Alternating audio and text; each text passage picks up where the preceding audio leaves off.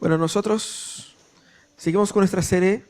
Estamos ahí pasando por un momento muy importante, donde vamos a terminar Colosenses. Hemos estudiado Colosenses por varios meses y ahora llegamos al último de los últimos, ¿no es cierto? El último mensaje del libro de Colosenses, que es la segunda de las cartas de la prisión que nosotros vamos a estudiar. Hemos estudiado Filipenses, hemos estudiado Colosenses, nos falta Efesios y Filemón.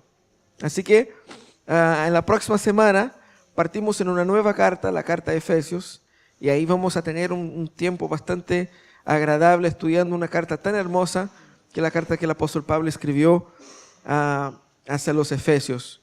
Abra su Biblia ahí en Colosenses, el capítulo 4. Nosotros vamos a leer ahí del 7 al 18.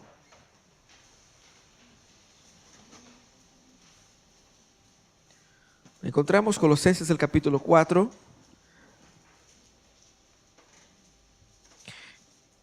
Dice lo siguiente la palabra de Dios: todo lo que a mí se refiere, os lo hará saber Tíquico, amado hermano y fiel ministro y consiervo en el Señor, el cual he enviado a vosotros para esto mismo, para que conozca lo que a vosotros se refiere y conforte vuestros corazones.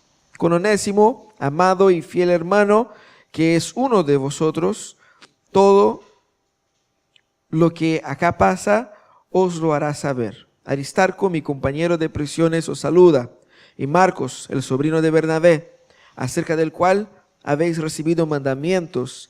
Si fuere a vosotros, recibidle. Y Jesús, llamado Justo, que son los únicos de la circuncisión que me ayudan en el reino de Dios y han sido para mí un consuelo.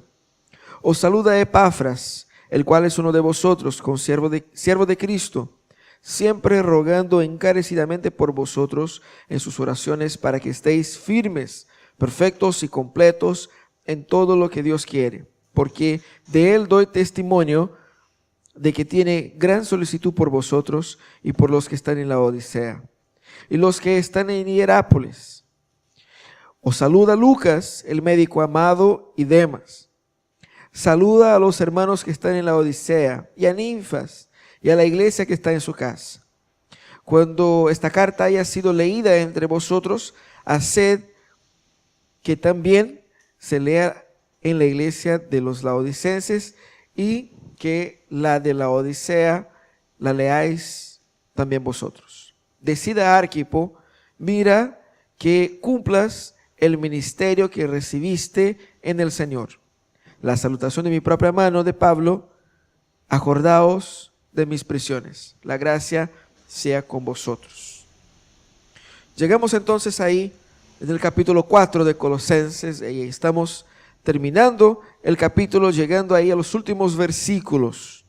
Y nosotros hemos visto que el capítulo 4 es el capítulo donde el apóstol va a dar orientaciones finales y estimular a la participación de los cristianos en la misión. La semana pasada nosotros empezamos a estudiar ese texto y empezamos a estudiar 3 de los 6 principios que vimos de la iglesia, ¿no es cierto? Pero cuando leemos una lista de nombres como esta, nos hace recordar algunas cosas. No sé si ustedes ya experimentaron la situación de rendir un examen de selección y esperar el resultado, y donde sale la lista con los nombres de los aprobados y tú vas hacia donde está su nombre a mirar a ver si su nombre salió.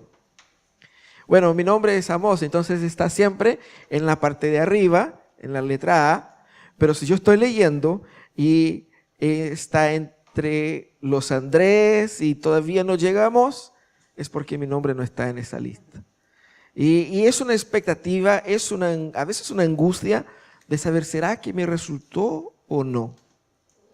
Sea para muchas otras circunstancias. Puede ser un beneficio, puede ser un examen, o puede ser algo en la cual se hará saber a los seleccionados. Yo siempre que hay una declaración de los convocados para la selección, yo me quedo pensando, ¿qué pasará en la cabeza de los jugadores? cuando salga ahí el director técnico de la selección y anuncie cuáles son los jugadores. Y el jugador está en la expectativa. ¿Va a decir o no va a decir el nombre? Y yo me imagino, en ese momento siempre me imagino cómo se sentirá aquellos que fueron preteridos. Aquellos que no fueron citados. Que a lo mejor estaban expectantes de que hemos hecho un buen campeonato, he jugado bien y yo creo que merezco estar ahí.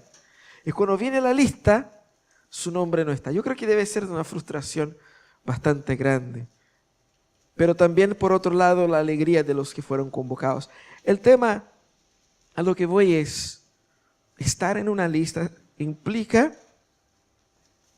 haber sido seleccionado de una manera especial o estar entre un grupo especial que fue nombrado. Cuando nosotros leemos esos nombres, debemos pensar que estos hombres entraron para la historia de la humanidad o para la historia de la iglesia por haber sido citados en una lista que el apóstol Pablo nos dio. La pregunta que yo me hago es si sería yo digno de estar en una lista como esta. Si seríamos nosotros dignos de estar en una lista como esta, de los colaboradores del reino de Dios. Cuando nosotros pensamos en esos nombres, tenemos que recordar quiénes son. Vemos que son personas que sí son de segundo plano, pero que son importantísimas. Así que hoy día vamos a ver la segunda parte de este rol de hombres y mujeres que el Señor ha llamado. Vemos que Pablo cita 10 personas. Y él va parte por parte. Cita Tíquico y Onésimo, que son los que van a enviar la carta a los colosenses y que van a pasar por varias de estas ciudades. Cita también a Aristarco, Marcos y Jesús el justo. No Jesús Cristo, Jesús es un otro personaje que eran los únicos judíos a colaborar con Pablo en el ministerio entre los gentiles. Cita también a Epafras, que había sido el plantador de la iglesia de Colosas, de la iglesia de la Odisea, y que era una persona muy cercana a ellos. Cita a Lucas y Demas, compañeros del apóstol. Lucas es llamado como el médico amado, y Demas, él no se refiere nada sobre Demas, pero futuramente va a decir que Demas lo abandonó, amando el presente siglo, dejándolo para irse a vivir en Tesalónica. Pero abriendo un paréntesis, imaginen ustedes, 2 de los evangelistas estaban juntos con Pablo en ese momento, Marcos y Lucas, experimentando la vida en el campo misionero, sirviendo al Señor. Posteriormente, no en esas circunstancias, fue cuando ellos escribieron los respectivos evangelios, pero eran personas que juntos trabajaban por el Señor. También está Ninfas, la única mujer citada ahí, que era la mujer que hospedaba la iglesia de la Odisea en su casa, y también está Arquipo, que probablemente hijo de Filemón y el encargado de la iglesia de Colosas en la ausencia de Epafras. Así que esos son los nombres que nosotros encontramos ahí, y volvemos a pensar en los 6 principios misionales para la iglesia de hoy que este texto nos enseña. Ya hemos visto que para entender, aprendiendo con el texto, que para entender los principios misionales para la iglesia, debemos saber que la misión de la iglesia se realiza en equipo. La misión es el propósito para el cual la iglesia existe. Y el propósito para el cual la iglesia existe solo puede ser alcanzado en equipo, juntos. Por eso la palabra nos llama de cuerpo. Pero también la misión exige compromiso. Esos hombres estaban comprometidos hasta la última punta del pelo de la cabeza, los que tenían, en el caso. Estaban comprometidos al extremo con el Señor. Ellos estaban en la cárcel luchando. Ellos no tenían miedo de arriesgar su propia vida. Por eso la misión exige compromiso. Pero también la misión ofrece restauración. Vemos hombres ahí que habían fallado en el pasado y que fueron restaurados. Hombres como Onésimo, hombres como Marcos, que habían fallado en alguna parte de sus vidas o de sus ministerios, y el Señor los restauró y los está usando. De manera que no hay nadie que pueda ser inválido para la obra, que no puede ser restaurado por el Señor para ser utilizado. Así que ahora vamos a concentrarnos en otros 3 personajes: Epafras, Ninfas y Arquipo. Si usted no aprende nada hoy día, por lo menos tiene nombre para poner en sus hijos, ¿no es cierto? Epafras, Ninfas y Arquipo. 3 nombres hermosos. 3 personajes hermosos de la palabra de Dios que nos enseñan cómo ser verdaderos cristianos. En la experiencia de Epafras nosotros aprendemos el 4.º principio, que es: la misión exige amor por la iglesia. Esa es una experiencia interesantísima, la de Epafras, porque Epafras fue el plantador de la iglesia de Colosas, de la iglesia de Tesalónica y de la iglesia de la Odisea. Él había escuchado el evangelio de Pablo en Éfeso, y fue él, junto probablemente a su familia, llevar el evangelio a estas personas. Tanto que el apóstol dice ahí en el capítulo 1 que así lo aprendieron de Epafras, nuestro querido colaborador y fiel servidor de Cristo, para el bien de ustedes. Fue él quien nos contó del amor que tienen en el Espíritu. Pablo conocía a Epafras, y Pablo tenía un cariño bastante grande por Epafras. Muy probablemente Epafras era un personaje singular. Era un hombre no solamente consagrado a Dios, pero era un compañero muy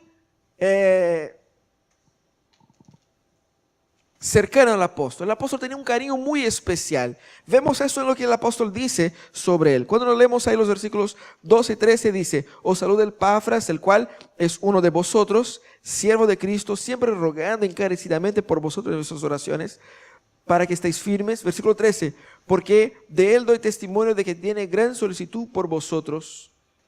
Y yo me pregunto, el apóstol está citando brevemente a varios personajes. A Demas ni siquiera da ningún adjetivo a Demas, ni a Jesús. Son solamente varios personajes que él va citando. Pero él dedica en nuestras Biblias 2 versículos para hablar de Epafras, para hablar especialmente de la relación que Epafras tiene con esta iglesia, del cariño que Epafras tiene por ellos. Porque él quiere dejar bastante claro: Epafras no está con ustedes, él fue el plantador ahí, él fue el iniciador de la obra. Pero él no los abandonó. Él está sirviendo al Señor, es un siervo de Cristo, es uno de ustedes, pero él sigue conectado a ustedes porque él ama a ustedes.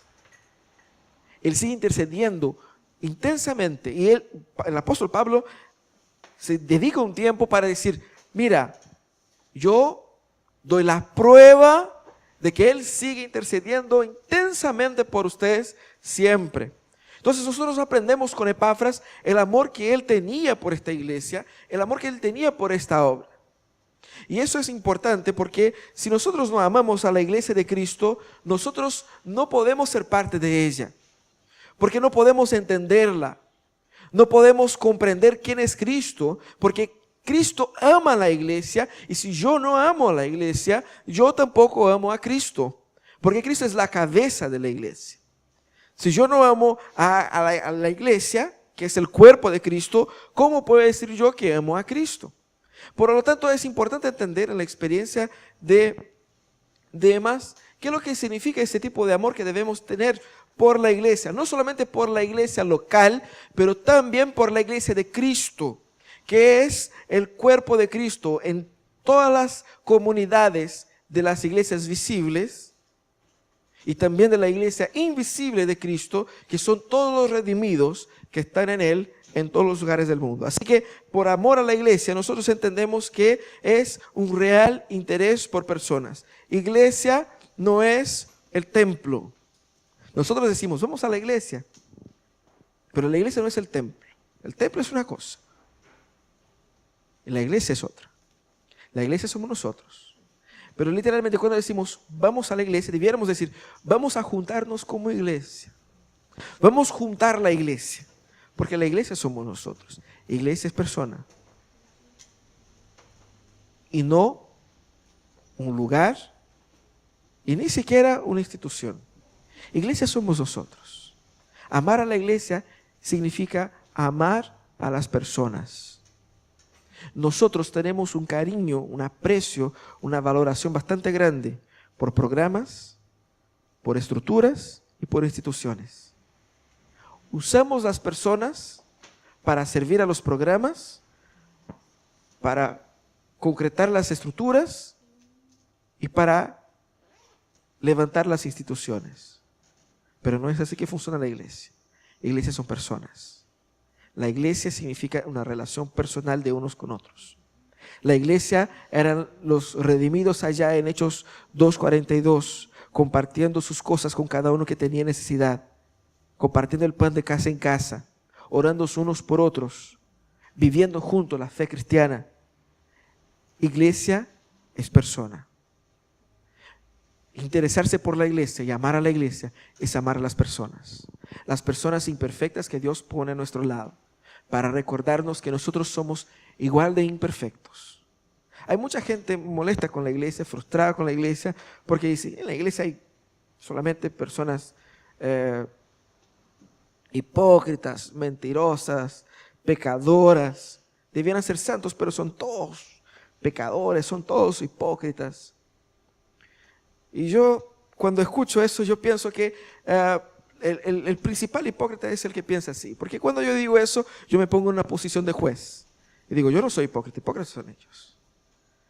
Yo no soy pecador, pecadores son los otros. Mi problema es siempre mayor. Yo no lo hago por hipocresía, yo lo hago porque, bueno, yo vengo de una cultura, ese es mi carácter, yo soy temperamental, ciertas veces me escapa, no lo puedo controlar, pero el otro no, el otro es terriblemente pecaminoso, terriblemente pecador.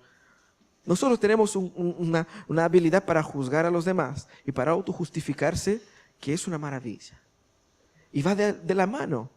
Mientras más críticos somos contra los demás, más indulgentes somos con nuestros propios pecados. Nosotros no podemos amar a la iglesia si no nos entendemos todos en igual manera, en un mismo nivel, pecadores, miserables, que merecían ir al infierno. Si tú no te sientes merecidamente merecedor del infierno, no puedes ser parte de la iglesia. Porque la iglesia solo puede ser parte de ella aquellos que sienten que merecen ir al infierno, pero que por gracia de Dios son llamados a ser parte de su pueblo. Si yo siento que, bueno, cambié mis obras, me porto bien y merezco la gracia de Dios, distorsionaré completamente mi visión de la iglesia, mi visión del mundo, mi visión del evangelio, y estoy completamente fuera de Cristo. Estar en Cristo significa merezco la condenación, pero Él me dio la salvación. Luego me junto con un montón de gente, igual de pecador que yo, que merecen también la condenación y que fueron igualmente salvados por Cristo, sin mérito alguno, para adorar a ese Cristo y vivir para Él. El amor que yo tengo por las personas es el amor que yo recibo de Dios. Él me ama y Él me ama tanto que Él me da amor suficiente para compartir con todos y sentirme plenamente amado aún así. Aunque nadie me ame, aunque nadie me quiera, el Señor me ama tanto, el Señor me quiere tanto y el Señor cuida tanto de mí que yo no necesito que la gente me esté todo el tiempo regaloneándome. Yo puedo regalonear sin ser regaloneado, porque el amor de Cristo transborda en mí. Pero yo necesito de los demás. Él me llamó para vivir con los demás, para servir a los demás. Por eso el apóstol dice que tenemos que someternos unos a los otros. Eso es amor. Él tenía un real interés, Demas tenía un real interés por ellos. Él no podía estar ahí, porque dentro de su ministerio tenía otros trabajos que hacer. Pero él seguía orando, intercedía por la vida de ellos, oraba por las personas. La preocupación no era que la programación se realizara. La preocupación era que las personas creciesen en Cristo. Nosotros nos damos cuenta de que maduramos en Cristo cuando nos preocupamos menos por la programación y más por las personas. Menos por las estructuras y más por la gente. Cuando nos moleste menos que los niños rayen la pared y nos molesten más cuando no estén en la iglesia. Infelizmente, nuestra cultura nos ha dicho al contrario. no lamentamos tanto la distancia de las personas en Cristo. Lamentamos mucho cuando provocan disturbios en nuestra programación, o cuando alguien interrumpe nuestra estructura. Debemos aprender a interesarnos por personas, porque la iglesia es esto. También el interés de Demas era de Epafras, era de una actitud que generaba crecimiento en Cristo. Él no estaba interesado en que ellos simplemente fuesen buenas personas. El interés de Epafras por ellos era de que ellos creciesen en Cristo. Amar a las personas es querer que esas personas crezcan en Cristo. Crecer en Cristo va más allá de venir a la iglesia. Usted puede venir, la puerta está abierta, todos los domingos pueden venir, sentar, es abierto a cualquiera. Crecer en Cristo es otra historia. Crecer en Cristo es caminar con Él, es asimilar, es dedicar más tiempo de lo que hemos dedicado el día domingo. Epafras estaba preocupado de eso, de que hubiese un real crecimiento, de que ellos viviesen para Dios y no solamente mantuviesen ahí la actividad de la iglesia. Esa debe ser nuestra preocupación. Amar a las personas es querer que ellas crezcan en Cristo. Es aportar al crecimiento de los demás. Dios te llamó con una misión, y la misión para la cual Dios te llamó era la de estructurar el cuerpo de Cristo. Nadie está aquí solamente para recibir. Nadie. Si tú puedes recibir, tú puedes dar. Pero si tú no puedes dar, tampoco debes recibir. Es porque a lo mejor ya no lo estás recibiendo. El que recibe, da. Si Dios te bendice para bendecir a otros. Si Dios te edifica a ti, te edifica para edificar a otros. Nadie es un fin en sí mismo. La bendición del Señor no puede morir en ti. Ella tiene que seguir adelante. Eso era lo que Demas hacía, Epafras. Eso era lo que Epafras hacía. Él oraba para que ellos, no solamente oraba, intercedía y trabajaba para que ellos creciesen en Cristo. Esa debe ser nuestra preocupación. Es así que se llama la iglesia. No se llama la iglesia tan solamente cuidando de sus inmuebles y de sus actividades. Se llama la iglesia se interesando por personas y haciendo con que ellas crezcan en Cristo. Ese es el cuarto aspecto que aprendemos, el cuarto principio misional. El quinto principio misional aprendemos con una mujer, con Ninfas. La misión exige entrega.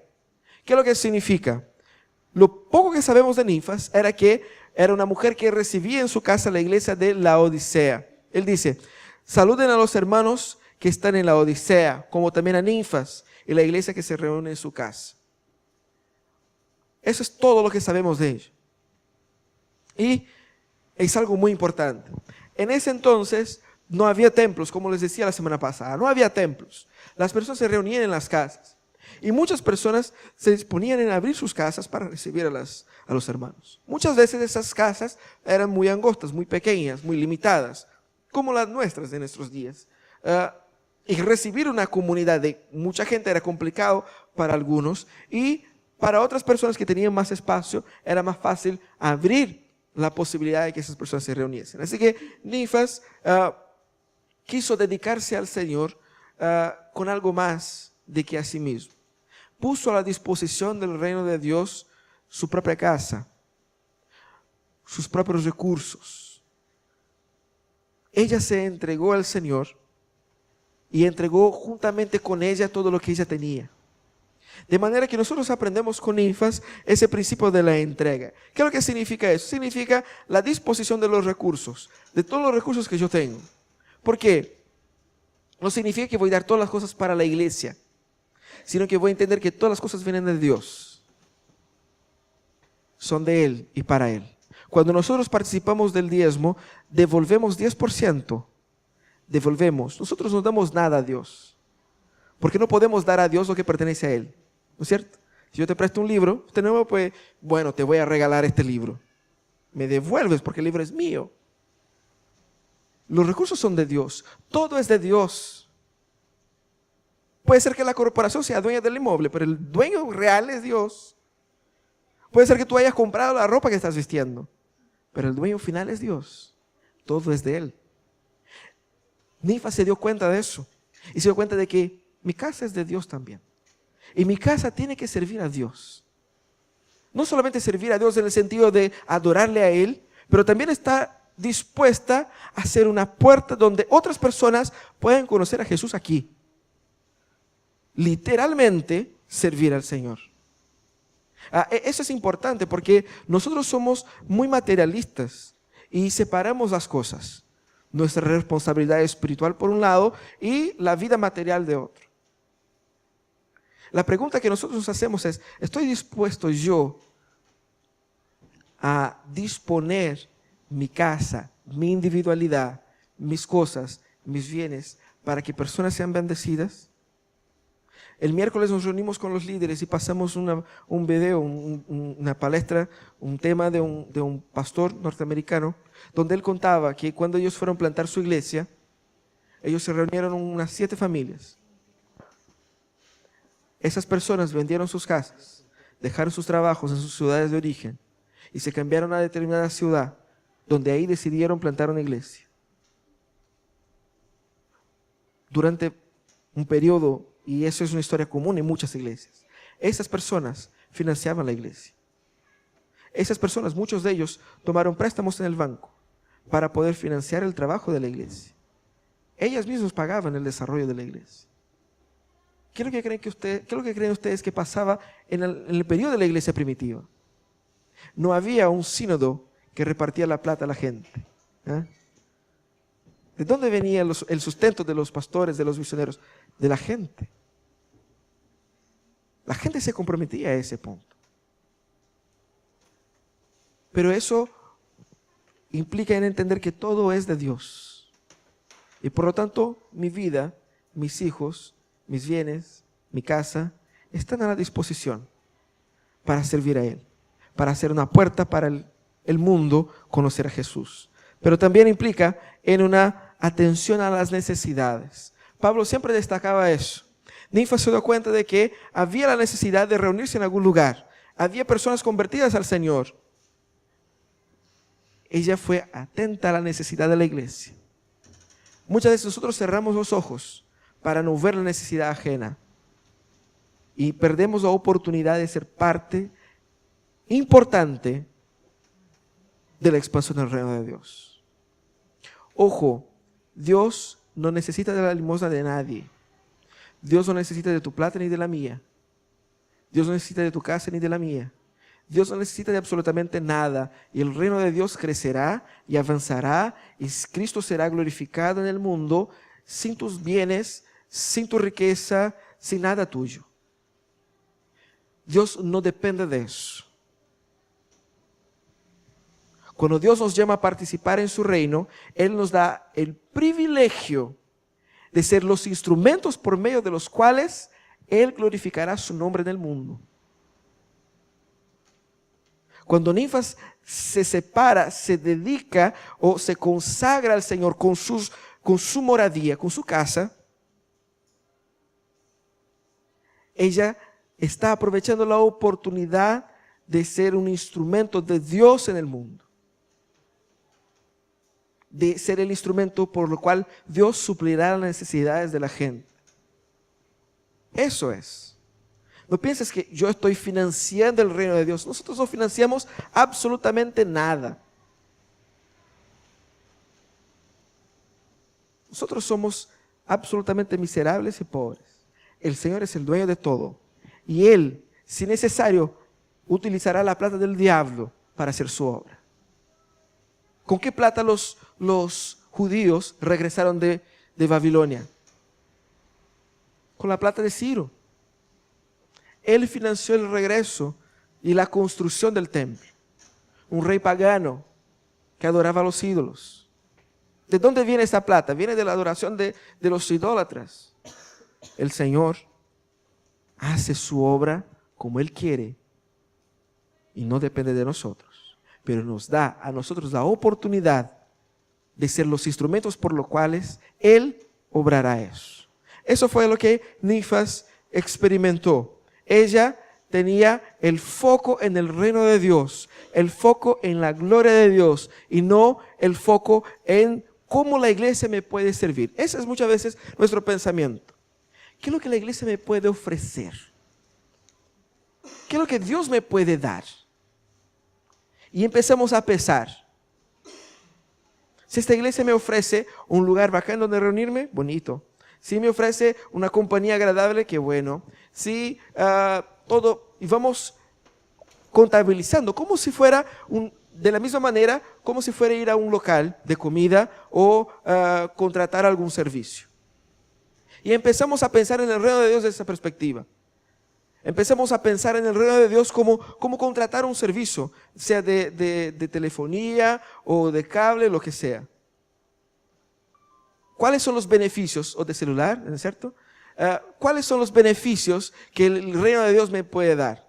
¿Cuáles son los beneficios que gano yo si dispongo mi casa para una reunión o para que una iglesia sea plantada ahí?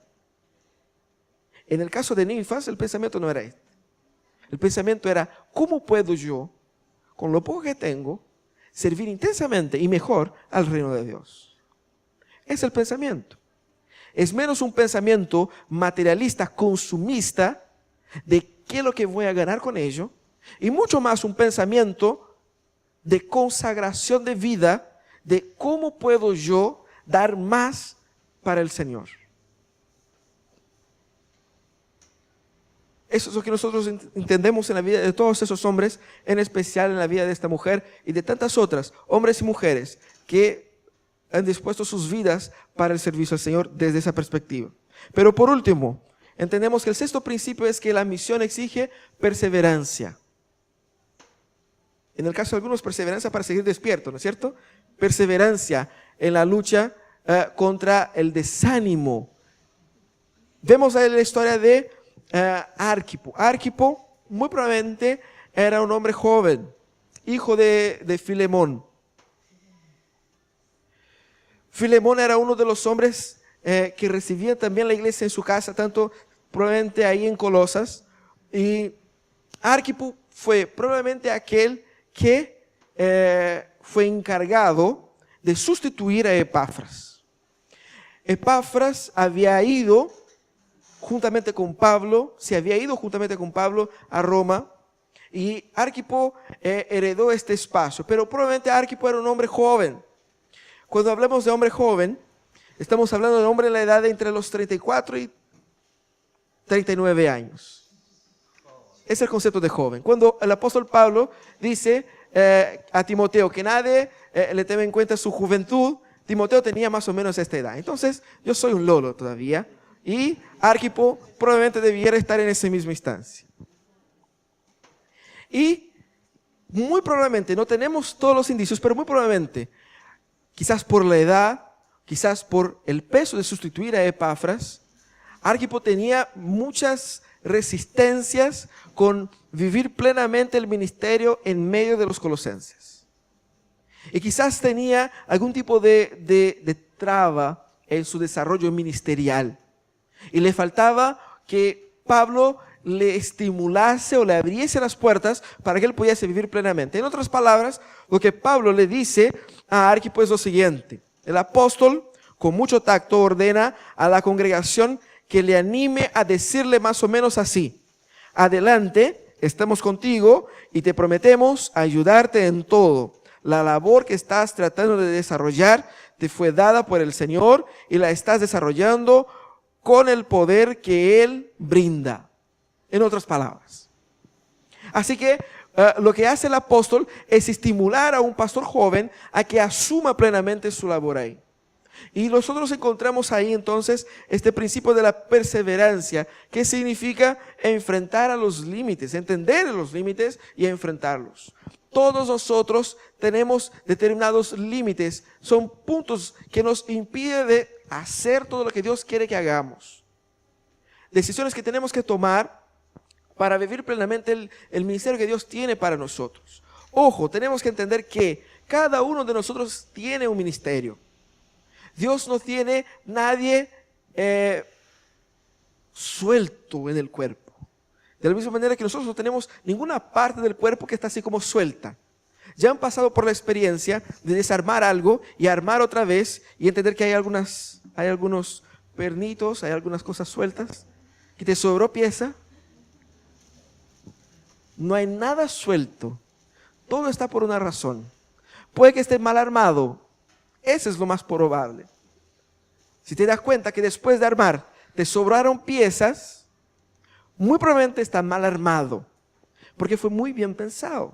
Luego, si tú te sientes suelto, es porque probablemente hay un problema en la armación de la estructura ahí. Dios te tiene un ministerio. Dios te tiene una ubicación especial en su cuerpo. Así que pongamos atención en eso y evitemos con las excusas que nos impiden de vivir plenamente el llamado del Señor. Unos pueden decir, soy muy joven. Otros pueden decir, soy muy viejo. Unos pueden decir, yo no tengo tiempo. Otros pueden decir, yo tengo otras prioridades. Unos pueden decir, yo no tengo calificación para eso. Otros pueden decir, yo no tengo el respaldo de la iglesia para hacer eso. Y vamos inventando una serie de excusas. Excusas. El tema es que cuando el Señor nos llama, Él nos llama a entender nuestras limitaciones. Nunca serás sabio lo suficiente, nunca vas a tener tiempo lo suficiente, nunca vas a tener capacitación suficiente, ni respaldo suficiente. Entonces tenemos que entender que nunca tendremos lo suficiente para hacer lo que Dios quiere que hagamos. Pero Él nos llama a enfrentar esas limitaciones por el poder del Señor. Eso es perseverar, eso es luchar contra todo lo que nos impide de ser plenamente cristianos.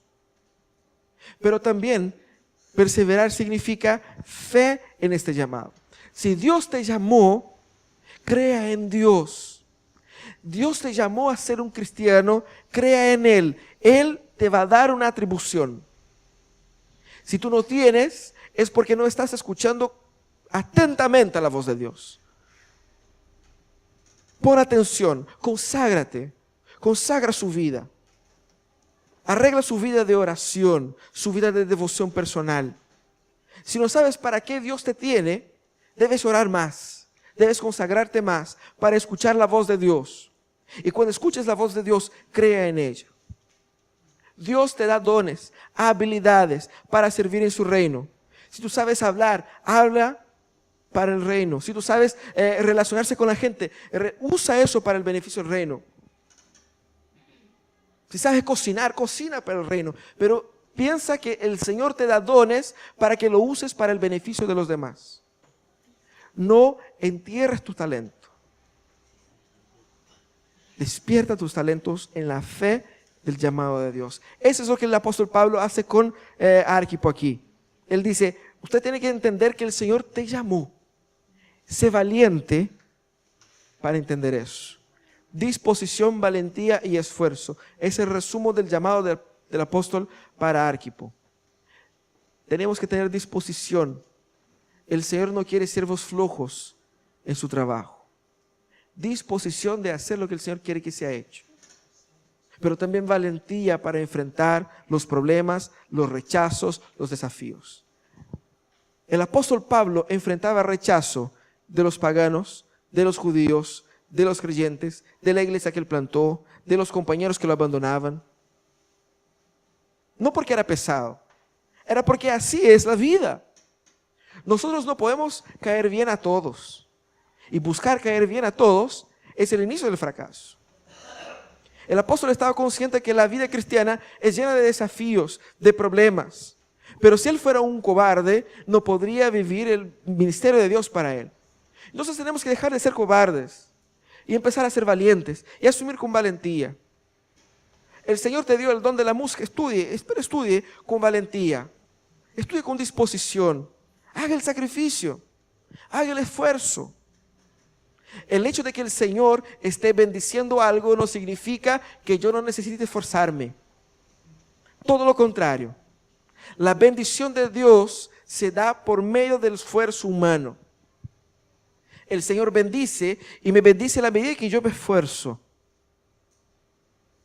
Pablo se esforzaba, Pablo luchaba, Pablo perseveraba y llamaba a sus hermanos, a sus amigos, a sus iglesias a que luchasen también.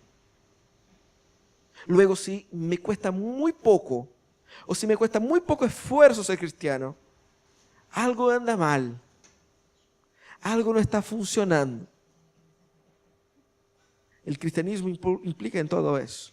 El Señor te ha llamado para algo, y para ese algo que el Señor te llamó, Él va a exigir de ti disposición, valentía, esfuerzo, sacrificio, consagración. Ese es el principio de la obra misionera. No podemos hacer la voluntad de Dios si no tenemos eso. Si nos enfrentamos a los desafíos, si no tenemos fe en el llamado y si no nos disponemos a hacer lo que debemos hacer. Así que las tareas para la casa de esta semana son las siguientes. ¿Amas a la iglesia de Cristo? ¿O tan solamente amas la programación, la institución, las estructuras? ¿Amas la iglesia de Cristo, que son las personas? ¿O amas solamente el estar aquí? ¿O amas solamente la actividad en sí mismo? Amar la iglesia de Cristo es amar a las personas que Cristo ama y servir a estas personas. Pero también la segunda pregunta es, ¿cuál es tu participación en el reino? El reino de Dios es construido con personas que están en la cancha, no con personas que están afuera mirando. Estar en el reino es estar en la cancha jugando. ¿Cuál es tu participación? ¿Qué es lo que estás consagrando para el Señor ahí? ¿Qué es lo que estás dando para el Señor de tu vida hacia el reino de Dios? Y por fin, ¿sabes cuál es el llamado de Dios para ti? ¿Cuál es el llamado de Dios para tu vida?